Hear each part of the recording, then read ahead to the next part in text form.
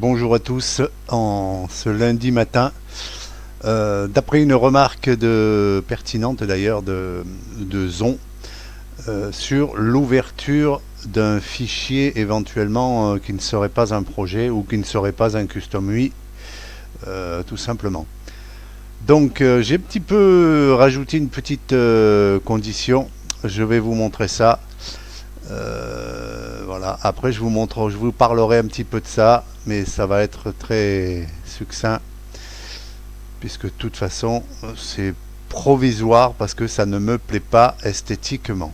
Donc pour la petite mise à jour que vous allez bientôt bénéficier, je vais parler de recharger un projet.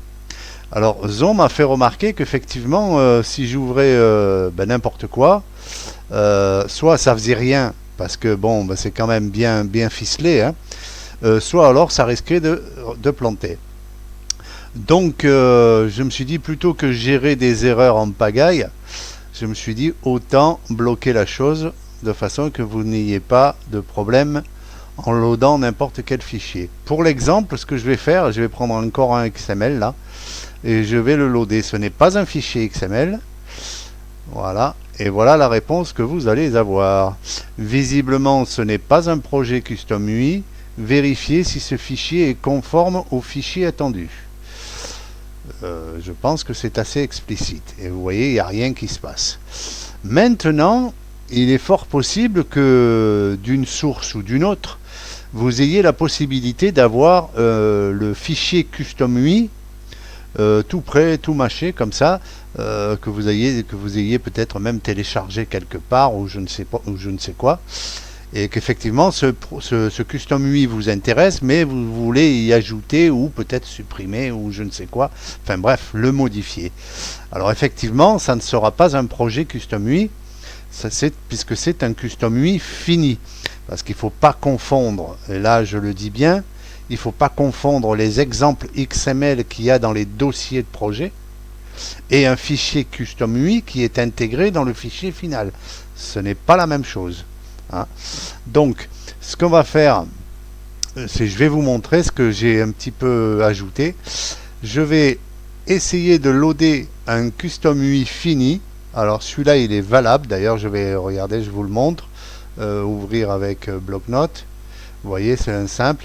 Il est valable, hein, il est valide, mais il n'est pas dans un projet puisque l'attribut XMLNS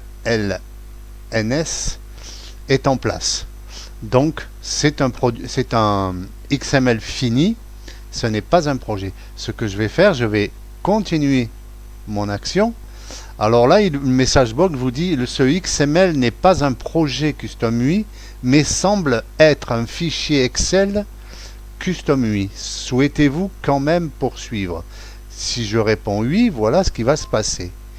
Et là, il m'ouvre le projet et il va vous créer un projet sur la base de ce custom UI, reprise d'un custom UI et le nom du dossier, il y aura la date et l'heure dessus. Voilà. Ok. Et là maintenant, vous pouvez continuer à travailler sur ce projet-là. Vous voyez le projet, le nom du projet, le nom du fichier. C'est bien le exemple XML qui est dans ce nouveau dossier. Ce n'est plus le custom UI. Le custom UI 14 que vous avez sélectionné pour éventuellement le modifier, lui, il reste intègre. On le laisse tranquille. On a juste récupéré le code et créé un nouveau projet sur la base de ce code.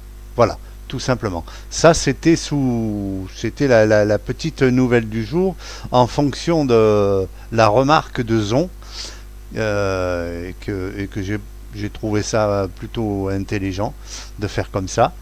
Donc voilà, c'est la petite mise à jour du jour.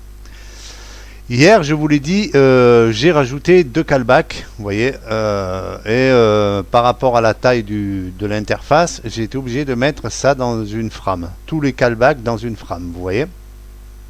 Donc aujourd'hui, vous le voyez, j'ai getItemID en plus et getSelectedIndex.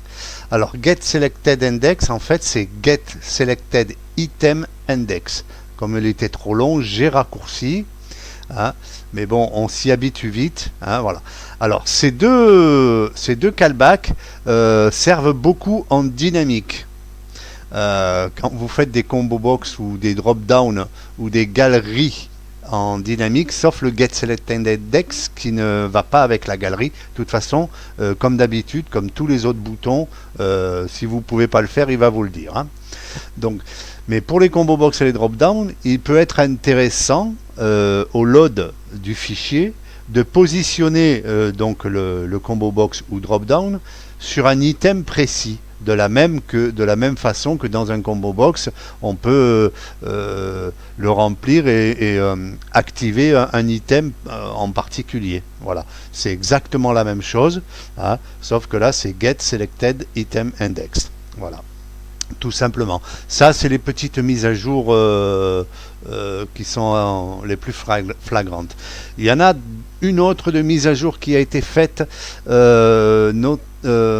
sur en fait c'est sur le code que ça s'est passé.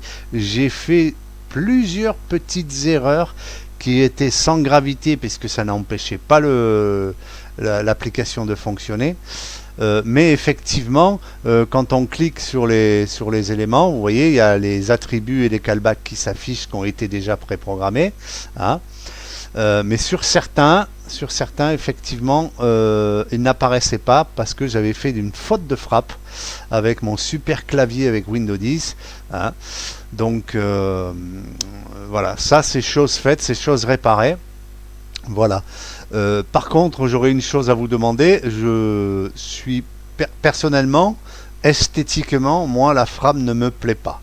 Je vous cache pas que je suis assez déçu de ça,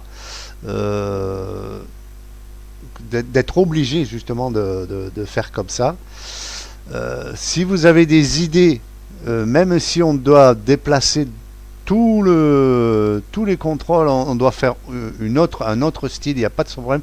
Je suis vraiment pas fermé aux idées, mais dans tous les cas, la seule chose que je peux dire là-dessus, c'est que je peux encore agrandir un petit peu sur la largeur de à peu près, on va dire 150 points, hein, en points pixels, en points Excel, pardon, mais pas plus, pas plus. Parce qu'après, selon les affichages, selon les écrans sur lesquels il va fonctionner, enfin sur les PC qui va fonctionner, il va y avoir un petit problème de taille au niveau de l'userform. Donc, je compte sur vous pour me donner plein d'idées et n'hésitez pas à faire des croquis, des machins, même sur une feuille Excel comme ça, volante, je m'en fous. Je prends toutes les idées qui sont bonnes, hein, même celles qui ne le sont pas. De toute façon, tout est à examiner. Et puis à la limite, avec plein d'idées, on peut en faire une qui peut faire l'affaire.